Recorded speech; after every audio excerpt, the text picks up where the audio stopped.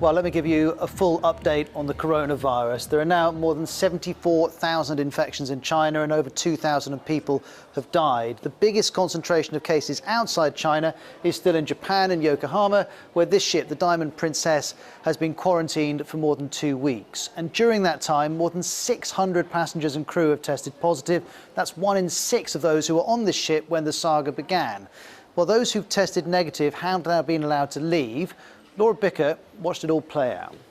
One by one, they were put onto buses. Even the buses were separated by what appeared to be kind of plastic sheeting to keep the passengers and the bus drivers separate. But they were taken to central Yokohama, where many, we are told, got onto trains or other buses and used public transport to get home. It is all raising concern that even though these passengers have tested negative for coronavirus, it could spark a further global spread. There have been so many cases where people have been getting this virus, have been shown no symptoms whatsoever, or they've been testing negative for several weeks and then finally testing positive.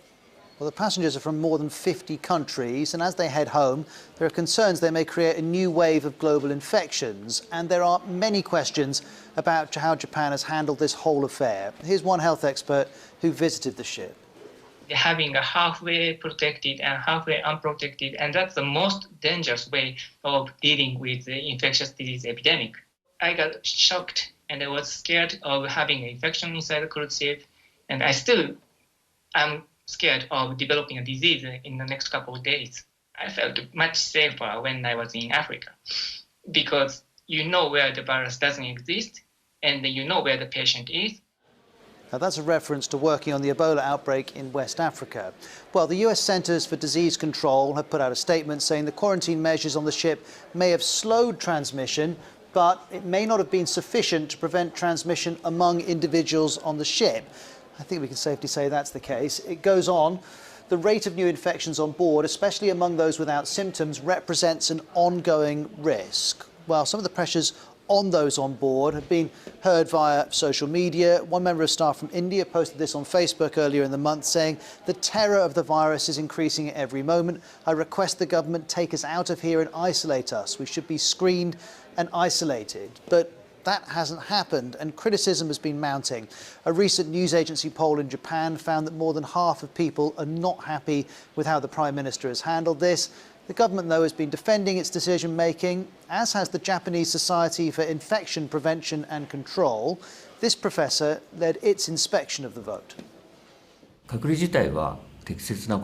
Keeping the passengers and crew on board was appropriate because no large enough quarantine station was available on land.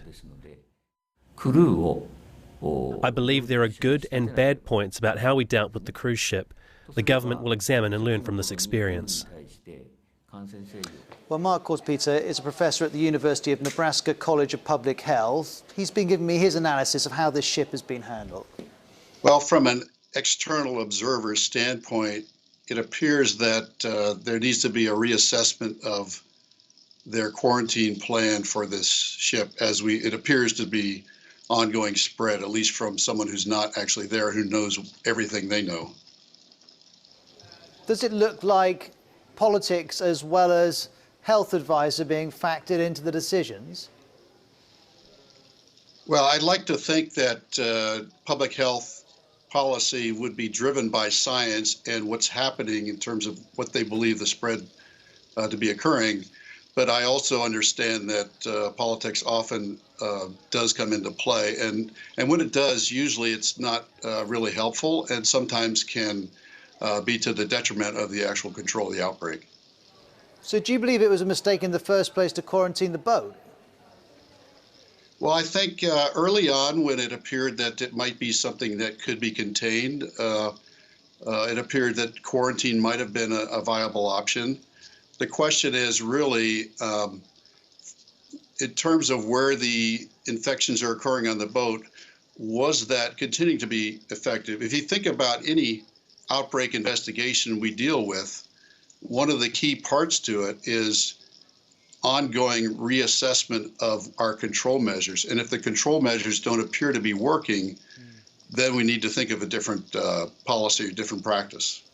And I guess now that we have these hundreds of passengers leaving, that throws up new challenges as to how to handle all of their respective cases. Certainly, if people are leaving the ship, it presents new challenges for others determining, are these people potentially still infected? Do they need to undergo further quarantine, or how do we minimize further spread of the virus beyond the ship? And in terms of the decision-making process, are you satisfied with the way that an international crisis like this, playing out on a single vessel, is entirely controlled by one government and its considerations?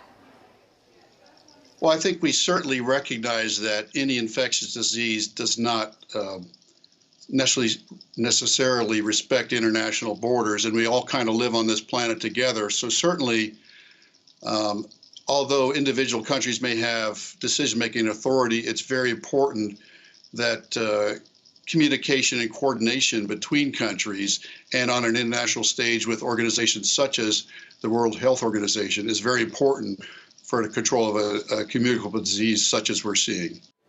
Now, there's been a lot of misinformation about this virus from the start. BBC Reality Check has highlighted this map, which has been widely shared. You can see the Sun here saying, horrifying new map shows no country is safe from the coronavirus's deadly tentacles. We also saw Australian TV. Here you can see it says, new map shows where in the world Wuhan residents have gone. The only problem is that map doesn't show anything like that. It's a 10-year-old map showing global air travel, and all those red lines show flight routes. Nothing to do with the virus at all. So if you see it being shared, pay it no attention. If you want a map which points out where the infections are, this would be a better start. We've seen confirmed cases in 27 countries, and they're all marked here in red. So we've heard criticism of Japan. There's been criticism of China too, though the two countries are dealing with that criticism in quite different ways. 3 foreign journalists from the Wall Street Journal have been told to leave China after an opinion piece criticised the Chinese response to the crisis. Here it is with the headline, China is the real sick man of Asia, and it goes on to say its financial markets may even be more dangerous than its wildlife markets, a reference to the possible source of the coronavirus. Well, the authorities say this article is racist, and it's given these journalists 5 days to leave the country, even though, and this is quite a detail, they didn't write the article. Stephen McDonald's in Beijing. This is the first time in decades that correspondents who have existing credentials have been told, pack up your bags and get out. They've been given 5 days to leave the country. Now, these 3 correspondents had nothing to do with the opinion piece which was carried in the Wall Street Journal describing China as the real sick man of Asia. It could be that there are legitimate grievances with that headline. I mean, people may think that is a racist turn of phrase. But again, these reporters had nothing to do with that. And so that's why there's a lot of analysis wondering what's really going on here. Well, have a look at the timing. It's a day after the US declared these 5 Chinese media outlets inside the United States as being effectively like diplomatic missions. It is highly symbolic. It's like a message from the Trump administration that these media organizations, they're not real reporters. It's like saying you are effectively part of the Communist Party of China. So a day after that, we have these 3 reporters from the Wall Street Journal kicked out. Does seem like quite a coincidence, and many are asking questions about that. Either way, this is bound to cause increased diplomatic tensions between Washington and Beijing. Well, looking beyond China, the majority of cases elsewhere are involving people who've been to the city of Wuhan, which is right at the centre of the outbreak. Let's look at a couple of examples. In Thailand, we know that more than 130 people were quarantined at a naval base not far from Bangkok. You can see some of them here. They had to be there for 2 weeks after being evacuated from Wuhan. From Thailand to Europe, because we saw the first death recorded there over the weekend. An 80-year-old Chinese tourist died in France, and we know there are 47 other infections there. Also, have a look at this graphic that Reuters has released, showing the way the virus has spread around Europe. We know there are 12 cases in France, but many more suspected cases, 16 in Germany, 3 in Italy, 9 in the UK. Belgium and Finland have 1 case each. Well, outside of China, 7 deaths have been reported, and that includes newly reported deaths in well, not in France, but if I go further to Iran and in Qom to be specific. The World Health Organization says the fact the death toll is as low as 7 outside China is because of measures that are being taken inside China.